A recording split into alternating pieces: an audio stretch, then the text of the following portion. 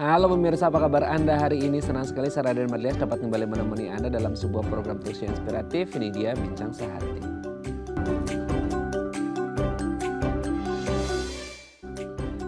Ya pemirsa, kalau Anda haus, solusinya apa? Pasti minum ya. Karena tubuh manusia ini kan banyak terdiri dari atau komposisinya itu banyak kan air gitu ya. Makanya kita disarankan tuh sehari itu minum berapa liter untuk memenuhi kebutuhan atau asupan air gitu ya dalam tubuh kita. Tapi apa jadinya kalau akhirnya kita kebanyakan minum? Nah ini yang disebut dengan overhidrasi. Efeknya apa? Nanti akan kita bahas ya. Ini topik kita hari ini, efek overhidrasi pada tubuh. Memang yang berlebihan itu tidak baik ya. Oke, ngomong-ngomong tentang minum gitu ya. Kalau kebanyakan minum pasti kita bakal apa? Pasti bakal sering buang air kecil ya atau pipis. Nah, kita akan membahas terlebih dahulu nih mitos fakta seputar urin yang kayaknya sering banget kita dengar di masyarakat dan kadang-kadang kita berpikir itu benar nggak sih gitu. Kayaknya kok jijik tapi kok katanya bisa buat ini buat itu. Nah, kita akan bahas ya. Kita lihat yang pertama. Urin itu steril atau bebas kuman. Nah, jadi kita pernah dengar ya bahwasanya yang namanya urin ini adalah cairan yang steril atau bebas kuman. Karena kita pikirnya urin ini hanyalah sebagai ampas-ampas yang semuanya ya udah diproduksi dalam tubuh. Jadi ketika ada bakteri, kuman dan lain sebagainya ini sudah dimatikan. Nah, tinggallah si urin ini sebagai ampasnya yang sebenarnya steril atau tidak mengandung kuman, bakteri dan lain sebagainya atau produksi salah seperti itu. Tapi gini pertanyaannya. Di dalam tubuh kita ini kan mengandung banyak sekali kuman, bakteri juga. Kalaupun ya ini produksi sisa atau ampas gitu ya.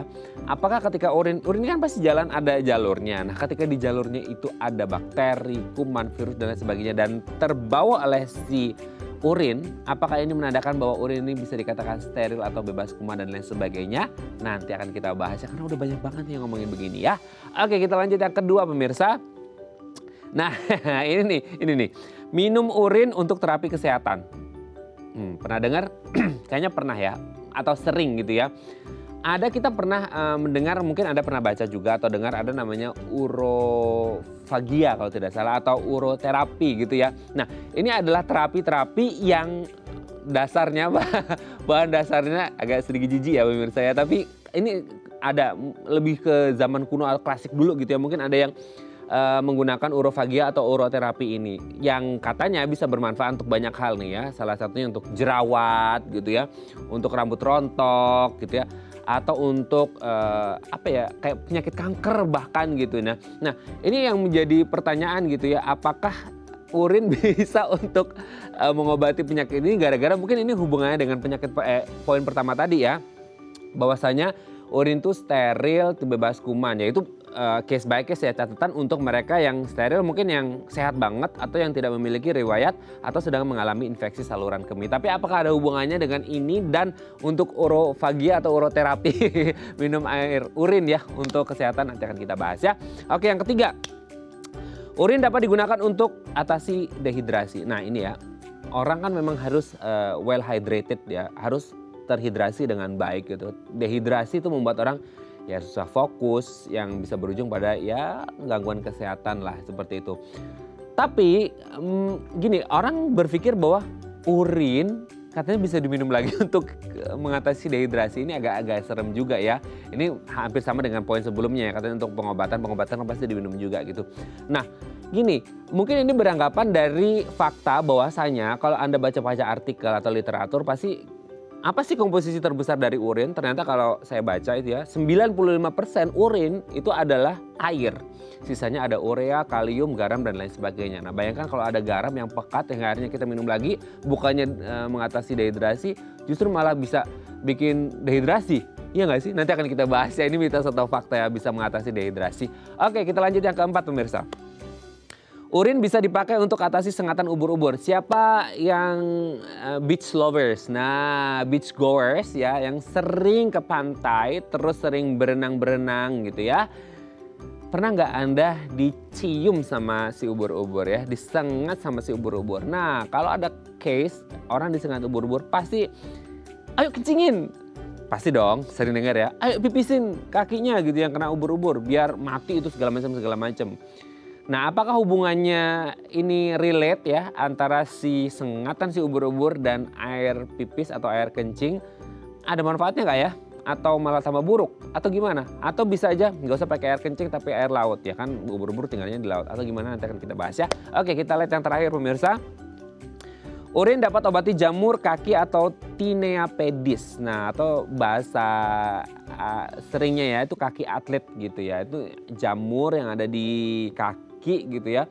Nah, dengan bantuan si urin atau air seni ini gitu ya, itu jamur-jamur bisa rontok, bisa hilang untuk menghilangkan atau mengobati kaki atlet atau tinea pedis ini. Nah, apakah memang sedahsyat itu fungsi dari urin? Kalau sangat luar biasa seperti ini kayaknya banyak orang yang akhirnya nampung urinnya ya gitu.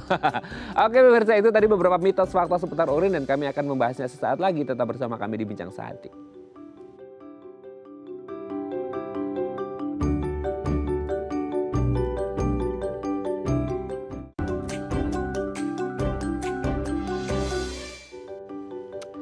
Baik, karena masih bersama kami di Bincang Sehati. Ini menarik banget pemirsa ya, mitos fakta kita kali ini karena ini berkaitan dengan hal-hal yang mungkin sering kita dengar ya, ada apa ya sedikit menjijikan, tapi banyak yang katanya mempraktekkan. Nah, nanti kita akan membahas ya ini beneran fakta demikian atau mitos belaka dari kacamata medis. Nah, untuk membahasnya ini telah tersambung bersama kami di sambungan Zoom dengan Dr. Marcella Adi Suhanto SPPD, dokter spesialis penyakit dalam dari Rumah Sakit IMC Pulau Mas. Selamat pagi Dr. Marcella, apa kabar? Selamat pagi Mas Raden, selamat pagi pemirsa Bincang Sehati dari TV. Baik-baik saja Mas Raden, bagaimana kesehatannya? Alhamdulillah sehat juga, terima kasih Dr. Marcella ya. Dok, hari ini kita mengawali minggu ini dengan membahas seputar urin. ini ya ini demi kesehatan kita bersama ya dok ya gitu ya. Kita akan membahas beberapa, sebelum ngomongin tentang overhidrasi, kita bahas dulu kan overhidrasi pasti erat kaitannya. Kalau overhidrasi ya pasti akan pipis-pipis terus ya. Nah, pipis itu kan pasti mengeluarkan urin ya. Kalau mengeluarkan emas orang jadi suka pipis jadinya ya dok ya. Oke, urin. Yang pertama adalah katanya urin itu steril atau bebas kuman. Nah, gimana tuh dok? Itu beneran fakta? Kan ada yang bilang soalnya itu produksi sisa ampas, nggak mengandung apa-apa jadi benar-benar steril atau gimana tuh? Ya, jadi kalau kita berbicara mengenai urin, mungkin seperti yang tadi dibahas Mas Raden, agak menjijikan karena itu merupakan zat sisa dari metabolisme tubuh kita. Jadi memang komponennya banyak berisi zat-zat yang kelebihan yang tidak bisa kita proses, termasuk juga toksin dan juga cairan yang tadi sudah sempat disinggung oleh Mas Raden. Hanya mengenai kuman ini memang ada beberapa anggapan kalau di dalam urin tidak ada sama sekali kuman. Itu berangkat pada tahun 1950. Ada yang mengatakan bahwa wah urin itu tidak ada tanda-tanda infeksi di dalamnya. Nah, padahal sebetulnya pemeriksaan infeksi itu hanya sekedar mendeteksi jumlah kuman yang terkandung di dalam urin dalam jumlah yang berlebihan. Sehingga tidak bisa dikatakan steril betul. Karena memang untuk mengatakan infeksi itu harus ada jumlah kuman, yaitu 10⁻⁵. Nah, kalau ada 1-2 kuman ya tentu memang jumlahnya tidak berlebihan, tapi tidak bisa dikatakan steril. Nah, kalau kita lihat lagi, perjalanan dari urin itu berangkat dari filter ginjal, kemudian akan mengalir melalui saluran kemih kita sampai keluar. Dan di saluran kemih kita karena terekspos lingkungan luar, tentu tidak mungkin bisa dikatakan steril. Sehingga urin akan notabene mengandung kuman, hanya tergantung dari jumlahnya. Seberapa besar jumlahnya yang ada. Kalau ada yang anggapan gini dok, iya bisa steril gitu ya. Kalau semisal orangnya sehat banget atau nggak ada riwayat atau sedang mengalami infeksi saluran kemih gitu, atau ketika dicek di lab mungkin kandungan bakterinya sedikit banget, itu tetap tidak bisa dikatakan steril ya? Ya, tidak bisa karena steril itu harusnya tidak ada mikroba sama sekali. Oke. Dan perlu diketahui juga Mas Raden, infeksi saluran kemih itu tidak selalu ada gejala. Sehingga tidak harus ada panas, ada rasa terbakar ketika buang air kecil. Nah, itu yang menjadi catatan untuk kita, sehingga tidak bisa tanpa gejala kita menyimpulkan kita tidak menderita infeksi saluran kemih. Nah itu dia ya, karena selama ini kita bikinnya ISK itu berarti ya kerasa pedih, ada darah keluar, ada segala macam ya. Itu yang di pikiran kita ISK. Ternyata tanpa menimbulkan gejala pun orang bisa mengalami infeksi saluran kemih ya. Oke, ya terjawab pemirsa ya. Jadi memang tidak steril. Oke, kita lanjut yang kedua nih dok. Nah ini dia nih yang paling happening juga ya. Kita sering mendengar terapi kesehatan dengan meminum urin sendiri. Kayaknya sih urin sendiri ya dok ya. Kalau urin orang lain agak gimana gitu ya dok. Nah gimana tuh dok kalau untuk terapi ini jadi agak, apalagi kalau yang habis minum habis makan apa gitu ya dok. Ya udah gimana nih dok. Pagi-pagi lagi ya Mas Raden. Pagi-pagi lagi, Senin lagi dok. Oh ya nggak apa-apa, demi kesehatan ya. Oke. Ya, jadi kalau secara ilmiah, kalau di tracing ya dari internet atau apa ya, teori terapi urin itu sebetulnya sudah ada dari zaman tradisi kuno berbagai bangsa. Kita bisa lihat dari China, India, dan lain sebagainya. Lalu mulai semakin dipublikasi itu sekitar tahun 1945 oleh Armstrong. Jadi hanya ya ilmuwan, tapi karena di zamannya belum ada ilmu yang maju sehingga belum bisa dibuktikan dengan benar. Namun seiring berjalannya waktu, terapi-terapi urin ini masih tetap dipertahankan oleh sebagian orang, maka di dunia medis pun melakukan berbagai penelitian. Dan hasilnya tidak terbukti bahwa terapi urin itu bisa menyembuhkan bahkan berbagai penyakit ya. Karena tetap pada prinsipnya urin itu merupakan sisa metabolisme kita. Tuh ya, dengerin ya pemirsa ya. Saya nggak mengeluarkan pendapat apa-apa ya, dan itu sudah terjawab oleh Dr. Marcella ya.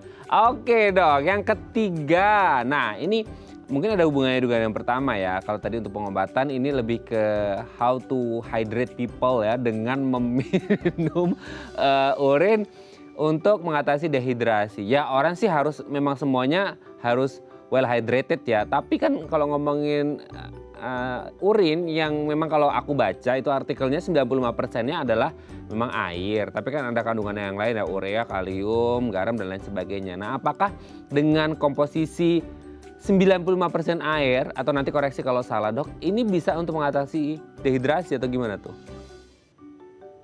Sebelumnya kita samakan persepsi dulu ya Mas Raden, ini urin sendiri juga ya, bukan urin orang lain ya. Iya ya, kalau lagi tersesat di padang gurun gitu ya, gurun pasir gitu ya mungkin ya. Gimana tuh dok? Mengapa saya tanyakan itu? Karena urin itu berasal dari apa yang kita minum Mas Raden, setelah diolah-olah ya. Sehingga jumlah maupun komposisinya tentu akan berubah antara kualitas air minum yang kita minum di awal sampai di akhir. Begitu pula dengan kepadatannya, dalam artian tentu akan lebih pekat daripada air yang kita minum, karena sudah banyak produksi di situ ya, produksi zat-zat lain, zat-zat sisa. Sehingga ketika kita meminum kembali urin kita tanpa meminum cairan tambahan lain, ya, maka siklus itu akan menjadi siklus tertutup, Mas Raden.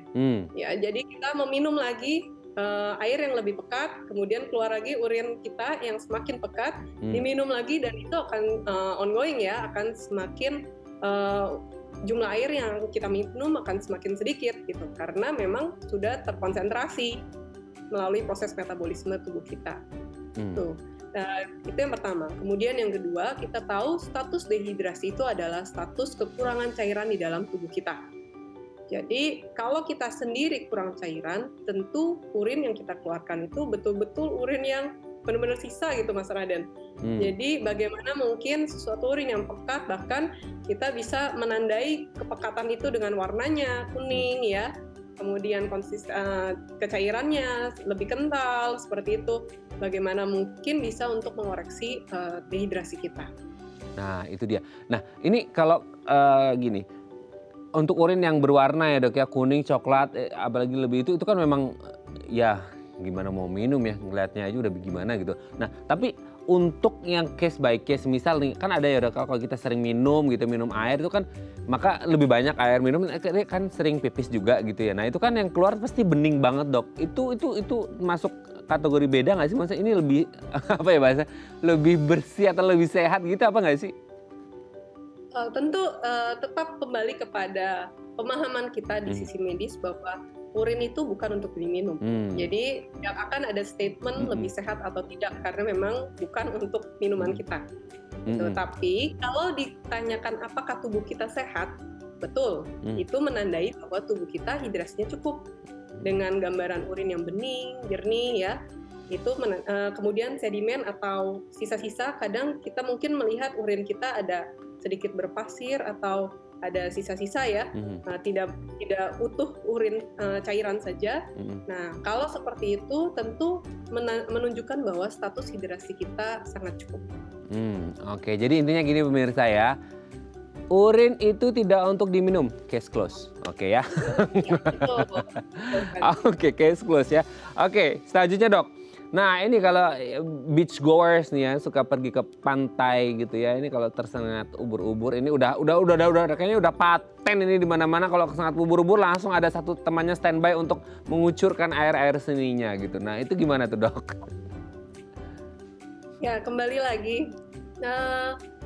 Cerita urin itu bisa menolong sengatan ubur-ubur itu datang dari suatu adegan film sebetulnya. Mas Raden, kalau kita sepantaran mungkin kita tahu itu ada serial Amerika Friends, ya salah satu adegannya itu mengencingi temannya yang tersengat ubur-ubur. Jadi itu walaupun mungkin memang tradisi di daerah-daerah juga ada yang seperti itu. Tapi pada prinsipnya dari dunia medis itu tidak dibenarkan. Sehingga tidak bisa kita berikan urin seseorang gitu untuk daerah luka bekas sengatan dari ubur-ubur. Nah itu ya, ini hanya adegan film pemirsa ya. Jadi kalau Anda melakukannya dalam dunia nyata, Anda berarti aktor ya, drama. Bukan ya, kita lagi living in a real life ya, kita lagi hidup nyata. Jangan dikencingin, nanti kalau kencingin ya udah urinnya mengandung bakteri, terus sengatan ubur-uburnya ada luka, bisa infeksi ya. Oke ya, jadi kasihan sih ubur-uburnya itu jadi bau. Oke, kita lanjut yang kelima pemirsa. Urin dapat obati jamur kaki atau tinea pedis. Nah gimana tuh dok? Ya, kalau cerita ini berangkat dari kadar urea di dalam urin. Tadi Mas Raden pun sudah menyebutkan salah satu komponen urin itu adalah urea. Dan urea memang bisa untuk menyembuhkan jamur di kaki ya. Tapi dengan kadar pengobatan. Kalau kadar urea di dalam urin itu sangat sedikit, Mas Raden, sehingga tidak akan pernah cukup untuk menyembuhkan jamur di kaki. Nah itu ya, ini sudah terjawab semua ya. Dari si ubur-ubur, dari si jamur, dari si minum, dari terapi, dan dari sterilnya si urin terjawab semua ya. Jadi tidak ada lagi ya ngomongin ini fakta, ini mitos karena semua terjawab oleh Dr. Marcella. Terima kasih dok, nanti kita lanjut lagi di segmen selanjutnya ngomongin tentang overhidrasi. Oke pemirsa, 021-290-3244 atau di Instagram kami di @daefamily kalau Anda punya pertanyaan. Kami akan kembali saat lagi.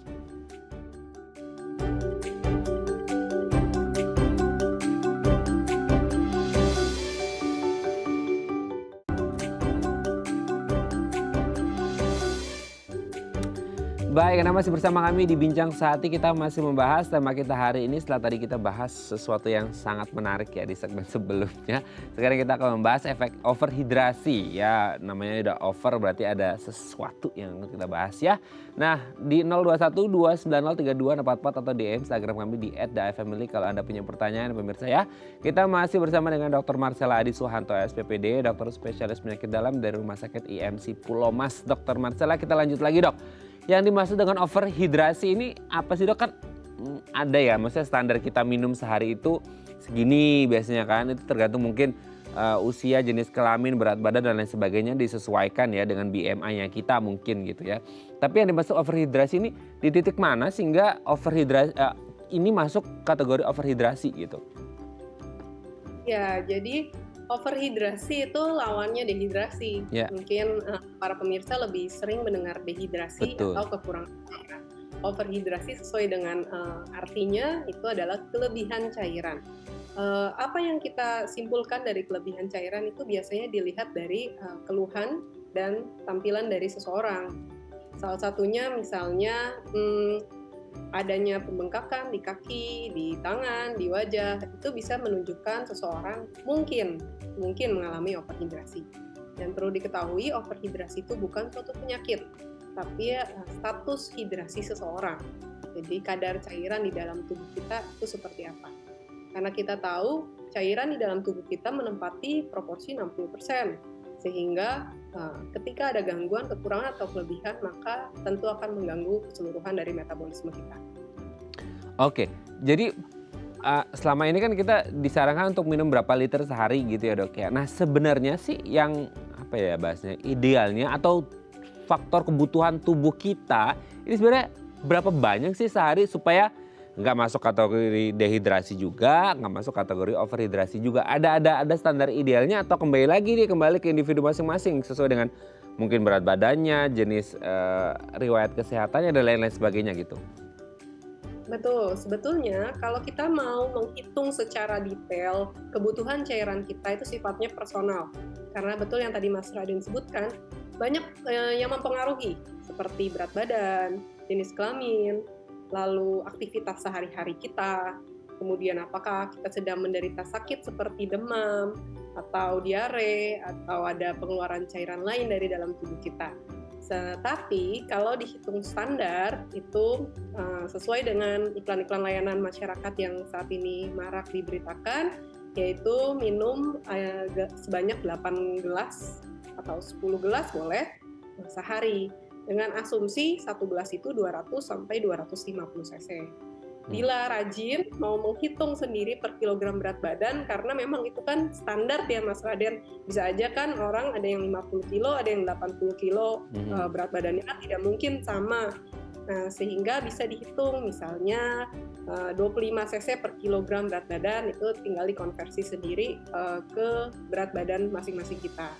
Hanya tadi perlu kita ingat, kalau kita tipe orang yang bekerja di luar lapangan, tentu kita akan banyak mengeluarkan keringat. Nah, itu kita tambahkan. Kira-kira mungkin hari ini saya berkeringat banyak sekali ya, silakan ditambahkan sendiri. Kurang lebih mau menambahkan 1 atau 2 gelas air minum. Oke, nah itu dari jumlahnya. Nah kalau dari jenisnya dok, kan sering kita pikirnya terhidrasi dengan baik itu pasti pikiran kita minum gitu, air putih gitu, air minum lah gitu ya.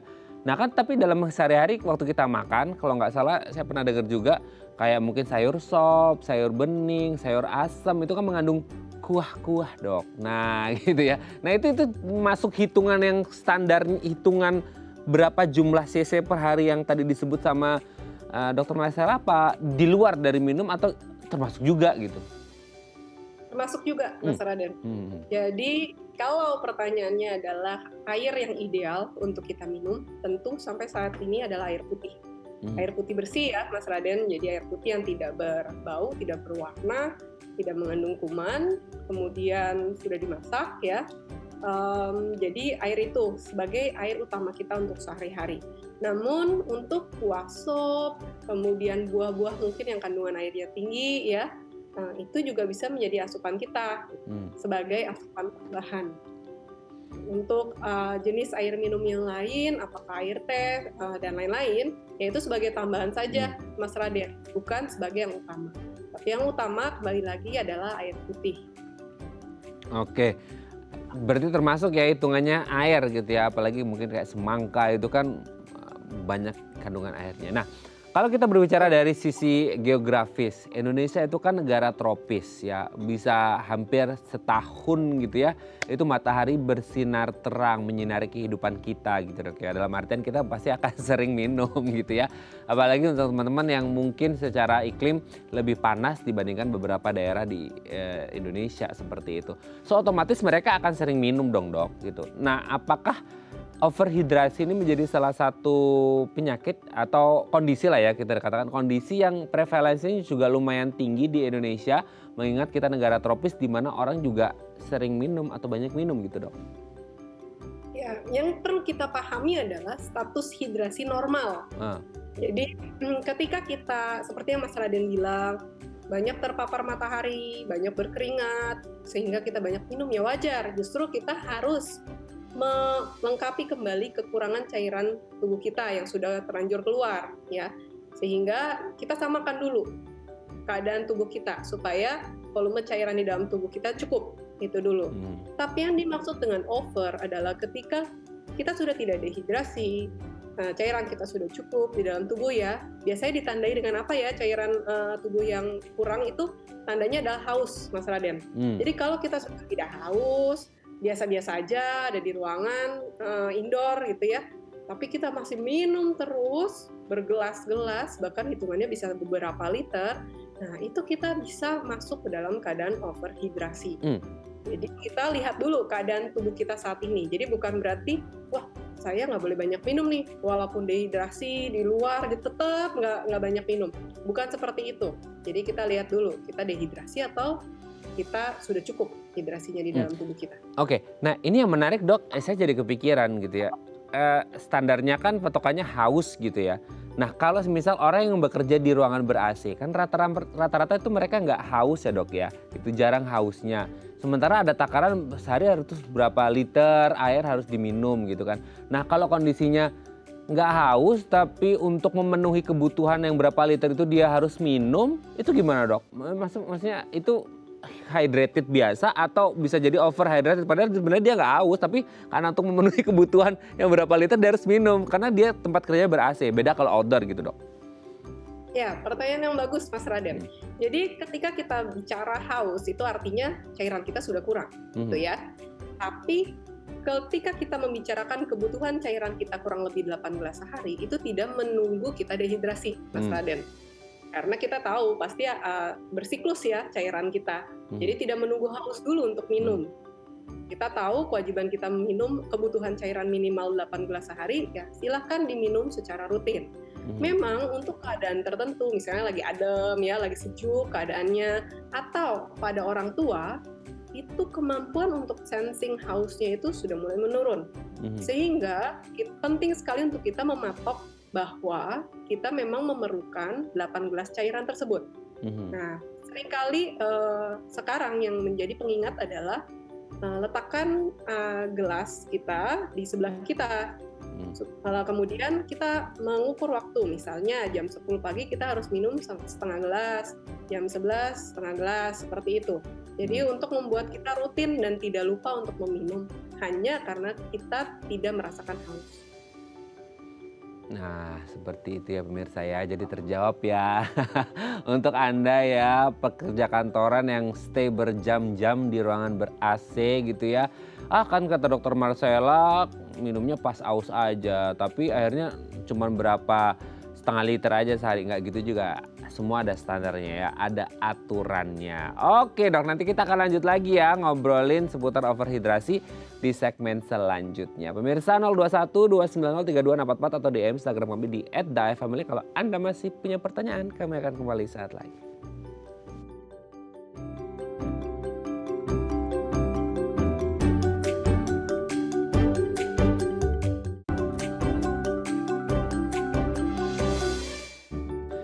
Baik, Anda masih bersama kami di Bincang Saati. Kita masih membahas sama kita hari ini seputar overhidrasi. Masih bersama dengan Dr. Marcella Adi Suhanto, SPPD, dokter spesialis penyakit dalam dari Rumah Sakit IMC Pulau Mas. 021 290 3244 atau DM Instagram kami di @daefamily kalau Anda punya pertanyaan. Kita lanjut lagi sama Dr. Marcella. Dok, ada nggak sih maksudnya overhidrasi ini kan kalau di mata orang awam mungkin ya udah sekadar kebanyakan minum, kebanyakan cairan, ya udah sih dipipisin aja, dikeluarin aja, bahasanya kan gitu ya. Tapi kan kalau baca-baca artikel atau literatur itu sebenarnya ada efek nggak sih sebenarnya atau yang apa ya komplikasi yang berakibat fatal lah ya gitu ya, dampak fatal ketika orang-orang dengan riwayat penyakit tertentu, komorbid tertentu ya, ini mengalami overhidrasi. Ada nggak sih hubungannya overhidrasi dan efek fatalnya ketika ada orang-orang dengan riwayat kesehatan tertentu gitu dok? Ya, terima kasih Mas Raden. Ada. Jadi overhidrasi itu bisa mengganggu kita baik dengan adanya komorbid maupun tidak. Tergantung dari berapa banyak jumlah kelebihan cairan yang kita minum dan dalam berapa singkatnya waktu. Misal, ada beberapa orang tertentu yang memiliki gangguan psikogenik atau psikis ya Mas Raden, Hmm. sehingga merasa khawatir kekurangan cairan terus-menerus, Hmm. sehingga selalu meminum air dalam jumlah yang sangat banyak. Hmm. Sangat banyak itu katakanlah bisa sampai 4, 5 liter, 6 Oh. liter sehari Mas Raden. Ya, dan kadang-kadang kalau saya temukan pasien seperti ini, mereka tidak ngeh kalau itu tidak normal minumnya sebanyak sejumlah itu. Nah, jadi sudah dalam waktu yang sangat lama mereka terbiasa meminum cairan tersebut. Sehingga memang kadang-kadang badan kita kalau memang tanpa komorbid ya, fungsi ginjal baik, fungsi jantung baik, memang memiliki kompensasi dengan mengeluarkan kencing yang banyak. Nah, jadi kadang-kadang pasien datangnya begini Mas Raden, kencing saya banyak gitu. Tapi ketika diusut-usut ternyata memang minumnya yang banyak. Nah, itu sebagai kompensasi ya. Tapi untuk orang-orang tertentu yang memang sudah over banget atau organ-organnya sudah bermasalah, terutama ginjal yang tugasnya untuk mengeluarkan cairan, maka akan timbul gejala seperti bengkak, baik dari ujung kaki, betis, ya, perut, bahkan sampai ke wajah, seluruh badan kita bengkak. Atau bahkan bisa air tersebut berkumpul di paru-paru menimbulkan rasa sesak. Itu yang sering mungkin kita lihat dari kerabat kita yang terkena sakit ginjal atau sakit jantung. Ya, kadar overhidrasi setiap orang tentu akan berbeda tergantung orang tersebut ya, Mas Raden. Jadi bisa saja kalau orang yang normal, organnya normal, memerlukan berliter-liter cairan untuk menimbulkan gejala overhidrasi. Tapi bila orang-orang yang sudah memiliki komorbid gangguan ginjal dan gangguan jantung misalnya, tentu minum lebih sedikit saja mulai timbul ada keluhan seperti itu. Nah, tadi saya bilang orang-orang tertentu meminum itu dalam jangka waktu lama, kita bilangnya kronis ya. Tapi ada kasus-kasus tertentu di mana seseorang dipaksa untuk minum air dalam jumlah yang banyak, misalnya child abuse gitu ya. Nah, itu dalam hitungan jam. Ada kasus-kasus tertentu dalam hitungan jam dia dipaksa untuk minum sampai 5 liter. Ya, 2 jam 5 liter seperti itu. Nah, itu pun bisa menimbulkan gejala, bisa sampai kolaps ya. Bisa sampai pingsan, bisa sampai kejang, ya. Pada akhirnya, kronik maupun akut, keadaan overhidrasi itu tidak hanya berkaitan dengan jumlah cairan yang dari tadi kita obrolkan, Mas Raden, tapi juga kadar elektrolit yang terkandung di dalamnya. Karena dengan jumlah yang banyak, lama-kelamaan elektrolit itu akan mengganggu kadar elektrolit di dalam tubuh kita, terutama dalam hal ini adalah natrium. Jadi, biasanya yang kita temukan pada pasien overhidrasi adalah keadaan hiponatremia atau kadar garam di dalam tubuh seseorang menjadi rendah.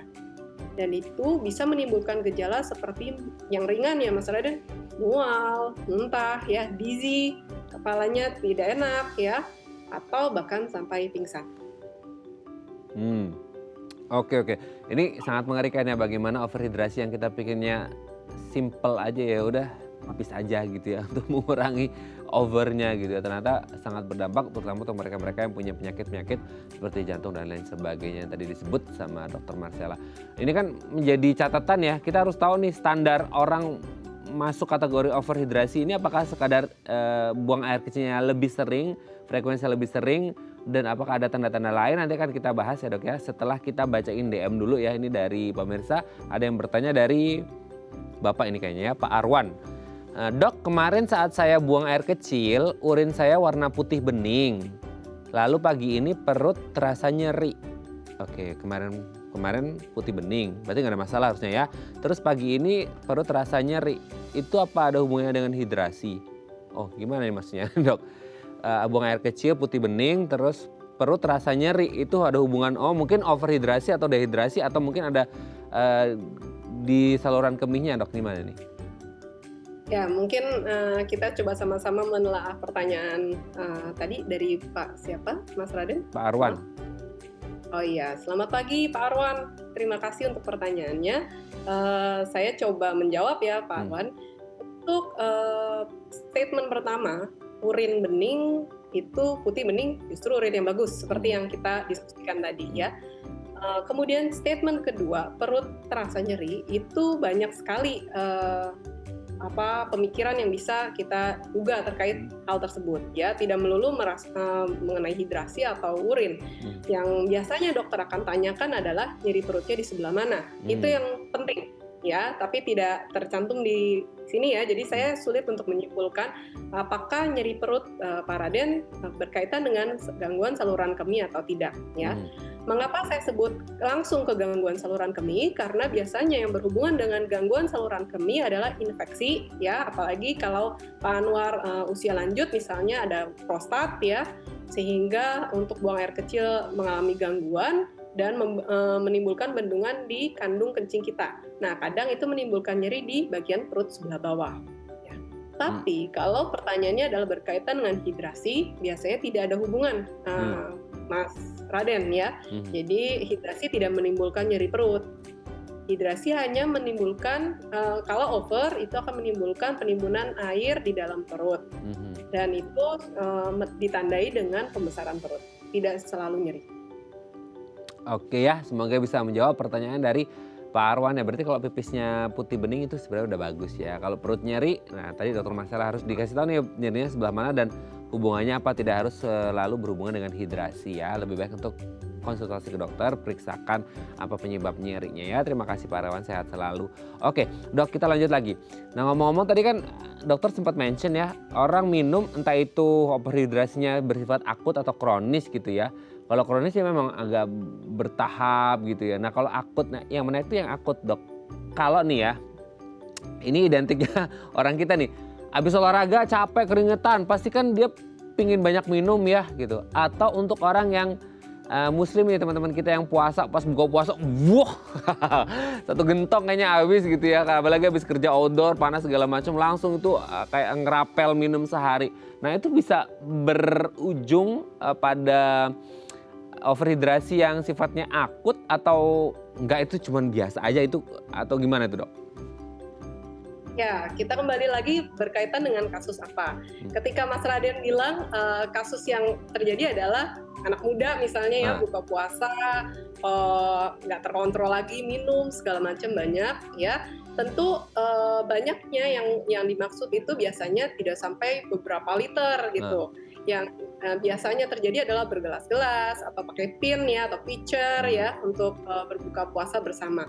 Kembali lagi ketika kita buka puasa, tentu keadaan hidrasi kita cenderung kurang karena sudah sekian jam kita tidak mengkonsumsi apapun. Sehingga sulit sekali untuk terjadi overhidrasi kalau hanya sebatas buka puasa bersama, minum beberapa gelas seperti itu. Jadi mungkin kita akan merasakan, wah kembung banget nih, mungkin seperti itu ya Mas Raden, tapi bukan berarti menandakan overhidrasi. Tadi seperti yang saya bilang, dan ada beberapa ilmu yang menyebutkan bahwa kata-kata overhidrasi itu mengacu kepada ketika tubuh tidak lagi bisa mengkompensasi jumlah cairan yang kita minum dalam jumlah banyak. Dan kata banyak yang dimaksud sebetulnya tidak ada yang menentukan, ya Mas Raden, tidak ada teori untuk batasan itu.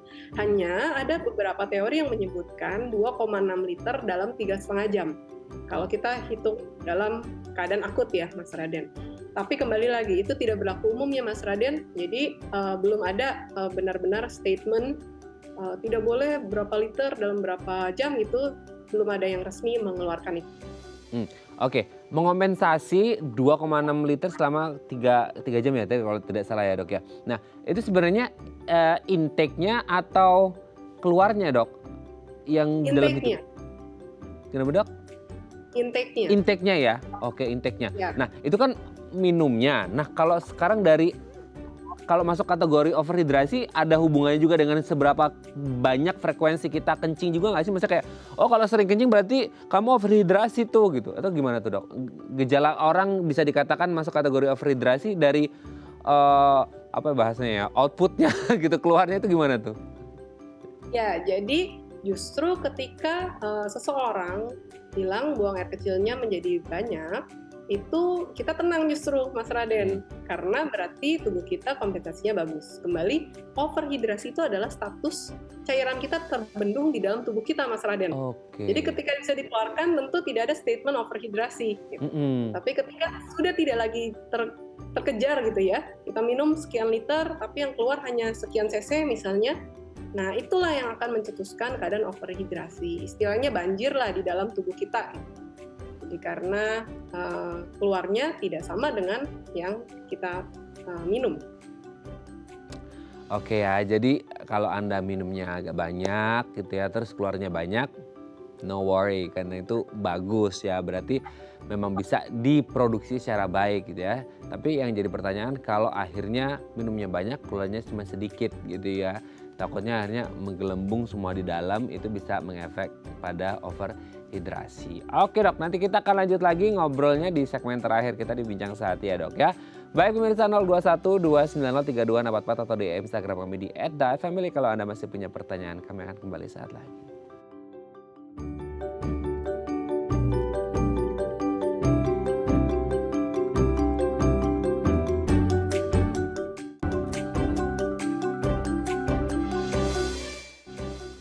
Baik, Anda masih bersama kami di Bincang Sehati. Kita masih membahas seputar overhidrasi bersama Dr. Marcella Adi Suhanto, SPPD, dokter spesialis penyakit dalam dari Rumah Sakit IMC Pulau Mas. Dok, sebelum kita membahas tips minum air yang benar ya, tadi beberapa sudah di-mention sebenarnya sama Dr. Marcella. Ini ngomongin tentang apa ya, efek paling bahaya. Tadi kan dokter sempat menyebut orang bisa kolaps ya, karena terlalu banyak air atau cairan yang tersimpan. Nah, ya nauzubillah min dzalik ya, maksudnya ketika sampai kolaps kan berarti udah benar-benar mengganggu kesadaran manusia kan. Nah, ada nggak sih maksudnya kasus mungkin pernah dokter mengalami atau ada pernah baca jurnal atau data gitu overhidrasi gitu ya, apalagi ditambah dengan komorbid ya yang tadi jantung dan lain sebagainya, itu bisa menyebabkan kematian dok? Ya, ada banyak Mas Raden sebetulnya. Ya, terutama adalah overhidrasi pada pasien dengan komorbid. Itu sering sekali pasien yang mengalami gagal jantung atau gagal ginjal masuk ke IGD dengan keluhan sesak nafas yang berat. Kalau seperti itu, biasanya pasien akan jatuh ke dalam gagal nafas sehingga memerlukan bantuan selang nafas bantuan atau mesin bantu nafas atau kita sebut ventilator. Dan kalau keadaan itu terjadi, tentu itu sifatnya mengancam nyawa. Bahkan bila gagal ginjal, maka akan membutuhkan cuci darah atau hemodialisis untuk menyelamatkan nyawa pasien. Nah, kalau yang berkaitan dengan pingsan yang dimaksud oleh Mas Raden, tadi seperti yang saya bahas juga, itu adalah keadaan ketika elektrolit kita terganggu juga. Dan itu biasanya terjadi pada pasien yang tanpa komorbid, tapi minum berliter-liter cairan. Sehingga kadar natriumnya sangat rendah, menimbulkan pembengkakan di dalam otak kita. Sehingga timbul keadaan yang namanya penurunan kesadaran dan juga kejang. Nah, kalau seperti itu tentu treatmentnya akan berbeda. Kita akan mengkoreksi cairannya, dikeluarkan ya, dan juga dilakukan stabilisasi kandungan elektrolit di dalam darah. Nah, untuk pengobatan overhidrasinya sendiri, ini kan tadi juga dokter sempat menyebut. Nah, yang dikeluarkannya itu prosesnya gimana dok? Apakah bahasanya disedot kah atau apa gitu ya sehingga itu keluar gitu? Nah, yang jadi pertanyaan juga setelah disedot ya, katakanlah udah disedot deh gitu karena komorbid tadi ya. Nah, setelah itu kan pasti orang ini akan, ya nggak tahu ya, karena satu dan lain akhirnya minum lagi dan itu terjadi lagi. Dan masalahnya bukan lagi di hidrasinya kan gitu. Bagaimana mereka mengatasi maintain the hydrate-nya gitu. Tapi komorbidnya kan masih ada di situ terus. Berarti akan ada kemungkinan lagi dan lagi dong, berarti itu gimana tuh? Ya betul, makanya diskusi ini saya pisahkan antara pasien dengan komorbid dan pasien tanpa komorbid ya Mas Adep. Jadi karena pasien dengan komorbid, dia tuh minumnya sebetulnya tidak over di luar batas normal orang, hanya memang karena ada komorbid minumnya menjadi dibatasi. Itu Mas Adep. Sehingga kesalahannya bukan di bagaimana dia berpikir, misalnya saya jadi haus terus, minumnya jadi banyak terus, bukan hanya itu, tapi memang organnya sudah tidak mampu lagi untuk menerima cairan walaupun sebetulnya jumlahnya jumlah standar untuk tubuhnya pasien tersebut. Dan kita lazim merestriksi cairan pada pasien-pasien dengan komorbid seperti ini tuh lazim sekali, memang anjurannya seperti itu untuk menghindari keadaan overhidrasi. Namun pada orang-orang lain yang tanpa komorbid, biasanya yang menjadi penyebab adalah psikogenik, Mas Raden. Yang tadi ya, khawatir, minum jadi terlalu banyak, terlalu terbiasa minum. Bisa 1 liter di 4 jam hari pertama, 4 jam berikutnya 1 liter lagi, dan seterusnya gitu ya. Jadi kebiasaan dan psikis ini perlu di-treat dengan baik. Karena seperti yang Mas Raden bilang, kita mengobatinya pun kalau tidak kita mengobati penyebab mengapa pasien tersebut minum terlalu banyak, akan menjadi sia-sia, akan menjadi berulang, datang kembali ke IGD dengan permasalahan yang sama. Sehingga itu harus paralel, Mas Raden. Kita harus mengobati penyebab kenapa minumnya banyak dan mengontrol kebiasaan minum yang banyak tersebut. Nah, kalau pada pasien dengan komorbid, ya yang kita lakukan adalah pasti anjurannya adalah kontrol teratur, kemudian minum obat-obat untuk organ-organ tersebut ya, untuk gagal jantungnya atau gagal ginjalnya dengan teratur, seperti itu. Nah, kalau ditanyakan mengenai bagaimana mengatasi overhidrasi ya, tentu kita tidak menganjurkan treatment di rumah. Ya, self-treatment itu tidak dianjurkan, Mas Raden. Karena kembali, ketika saya mengatakan overhidrasi itu dengan pembengkakan, ya, bengkak di seluruh badan, tidak melulu sebetulnya penyebabnya overhidrasi. Sehingga penting di sini peran dokter untuk mengidentifikasi apakah pembengkakan yang terjadi pada seseorang itu disebabkan oleh overhidrasi atau penyebab yang lain. Sehingga kita melalui bincang sehati ini diharapkan adalah masyarakat bisa tahu, oke, kemungkinan saya ada gangguan dengan ada pembengkakan seperti ini, silakan ke dokter gitu untuk mencari tahu gangguannya apakah berkaitan dengan overhidrasi atau penyakit yang lain. Oke, jadi hari ini Dr. Marcella bersama Bincang Sehati kita memberikan edukasi ke masyarakat ini overhidrasi atau tidak, dan untuk lebih jelasnya kalau Anda kurang yakin gitu ya, Anda segera bertemu dokter untuk memeriksakan, apalagi untuk yang punya komorbid gitu ya. Terima kasih Dr. Marcella, ini tadi tips untuk minum airnya semoga sudah terjawab dari segmen-segmen sebelumnya ya, sesuaikan dengan kebutuhan masing-masing dengan riwayat kesehatan masing-masing juga karena akan berbeda setiap orangnya. Oke, terima kasih Dok, sehat selalu, salam untuk keluarga di rumah dan teman-teman di Rumah Sakit IMC Pulau Mas. Terima kasih atas ilmunya hari ini. Selamat pagi Dok. Ya, terima kasih Mas Raden, terima kasih. Terima kasih kembali, selamat pagi. Oke pemirsa, itu tadi penjelasan dari Dr. Marcella, semoga bermanfaat ya. Saya Raden Madlia Samit, sampai jumpa dan selamat beraktivitas.